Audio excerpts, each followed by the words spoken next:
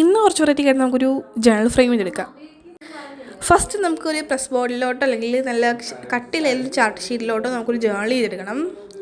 സംഭവം നല്ല എളുപ്പമാണ്. ഇന്ന് നമുക്ക് വേണ്ടത് 2 സ്ട്രോ ആണ്. പേപ്പർ റോൾ സ്ട്രോ ഇല്ലാത്തവർക്ക് പേപ്പർ റോളിൻ്റെ എടുത്താലും മതിയാകും.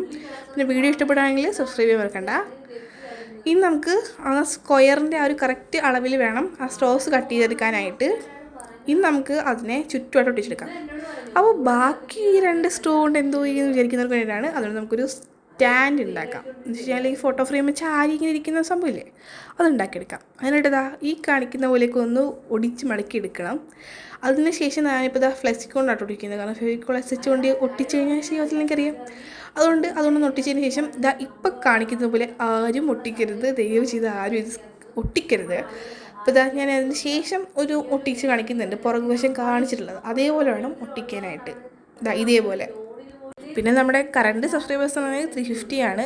ഇനി 50 പേരോട് ഉണ്ടെങ്കിൽ നമ്മൾ എന്താണ് ഗിവ് കൊടുക്കുന്നതെന്നുള്ള നെയിം റിവീൽ ചെയ്യുന്നതായിരിക്കും.